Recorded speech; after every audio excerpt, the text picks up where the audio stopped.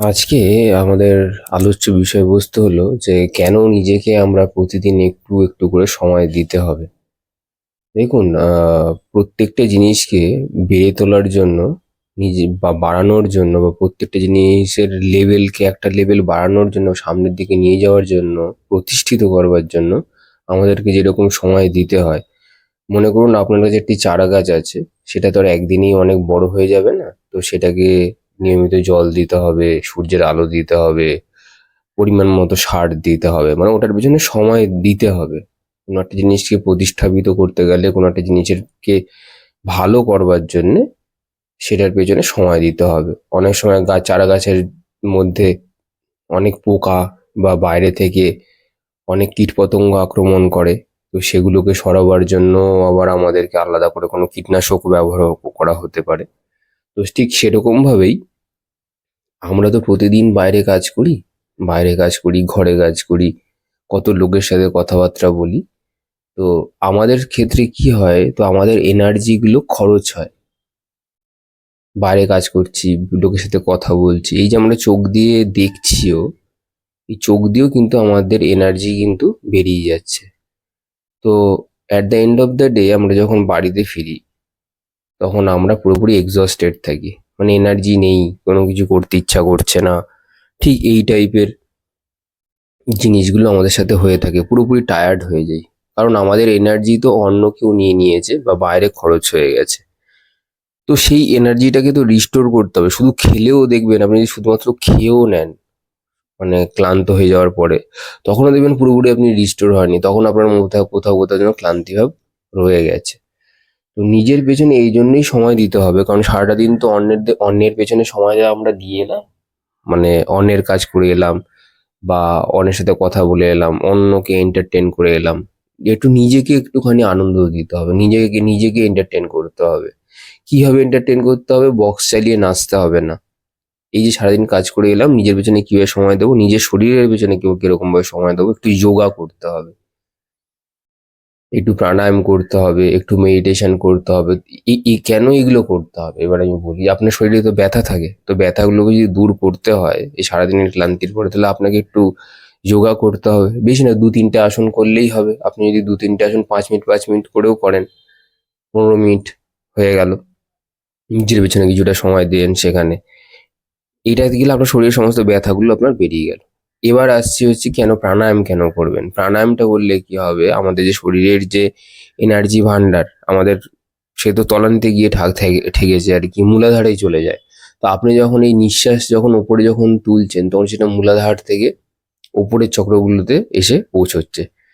ঠিকভাবে করতে পারলে সেটা, যদি কেউ অ্যাডভান্স লেভেলে করতে থাকে, তো সেটা এমনকি থার্ড আই মানে আজ্ঞা চক্র থেকে সহস্রার চক্র পর্যন্ত আপনার এনার্জি পৌঁছে যেতে পারে। তো যখনই এনার্জি আপনার সহস্রার এবং আজ্ঞা চক্রতে গিয়ে হিট করবে, পৌঁছবে বা মিট আপ করবে মূলাধার থেকে, তখনই কিন্তু আপনার শরীর ব্যালেন্স হয়ে যাবে। আপনার শরীরে যত এনার্জি আপনি হারিয়ে গেছিল বলে মনে হচ্ছিল, তখনই আপনার ব্যালেন্স হয়ে যাবে। তো কি হলো, আপনার শরীরের এনার্জিটা ব্যালেন্স হয়ে গেল। তো প্রথমে যোগা করলেন, তারপরে প্রাণায়াম করলেন, সেটা আপনাদের ইচ্ছা মতন 5 মিনিট, 3 মিনিট, 7 মিনিট, যে যতটা ভাবে পারদর্শী।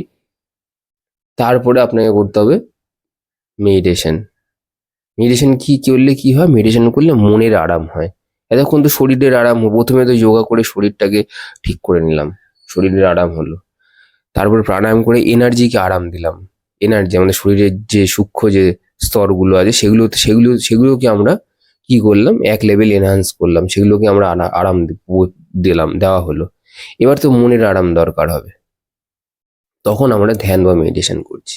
তো সেখানেও আপনি যদি 15 মিনিট আরো যদি অতিবাহিত করেন, মানে 15 মিনিট যোগা, 15 মিনিট প্রাণায়াম, 15 মিনিট হচ্ছে আপনার ধ্যান বা জব যাই করেন না কেন, তাহলে 45 মিনিট হয়ে গেল। তো 45টা মিনিট আপনাকে রোজ আপনাদের সাথে যদি দেন, তাহলে পরের দিনের জন্য আপনি আবার চার্জড আপ হয়ে যাবেন।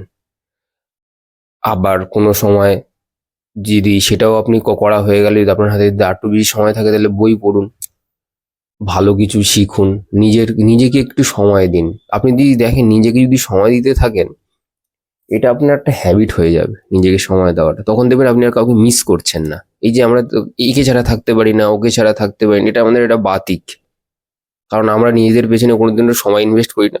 নয় মোবাইল, কম্পিউটার, নাহলে টিভি, আর নাহলে বাইরে গিয়ে আড্ডা। এছাড়া তো আমাদের আর কিছু ভালো কিছু জানা নেই। জানা নেই বলেই আমরা আসলে এগুলো করে থাকি। এবার আনন্দ হচ্ছে গিয়ে ছোট ছোট, এগুলো হচ্ছে ছোট ছোট ছোট ছোট আনন্দ। বন্ধুদের সাথে যাচ্ছেন, পার্টি করছেন, মোবাইল ঘাঁটা হচ্ছে, আপনার টিভি দেখা হচ্ছে, এগুলো হচ্ছে কি ছোট আনন্দ, ছোট ছোট আনন্দ।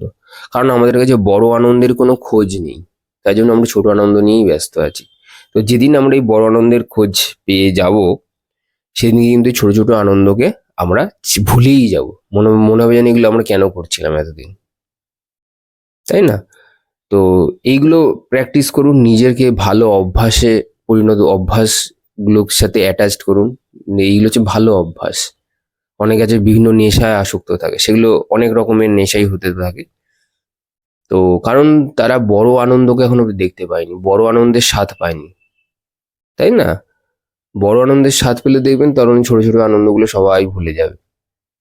তো নিজের প্রতি সময় দিন, নিজের শরীরকে ভালো রাখুন, নিজের এনার্জিকে ব্যালেন্স রাখুন, এবং মনকে আরাম দিন, রেস্ট দিন। প্রত্যেকটা জিনিসেরই রেস্ট দরকার, বডির রেস্ট দরকার, মনের রেস্ট দরকার, আবার এনার্জি বডিরও রেস্ট দরকার। ঠিক আছে, আজকে আসি। আজকে এই বলে আমার বক্তব্য যা ছিল সেটা শেষ করলাম। ধন্যবাদ।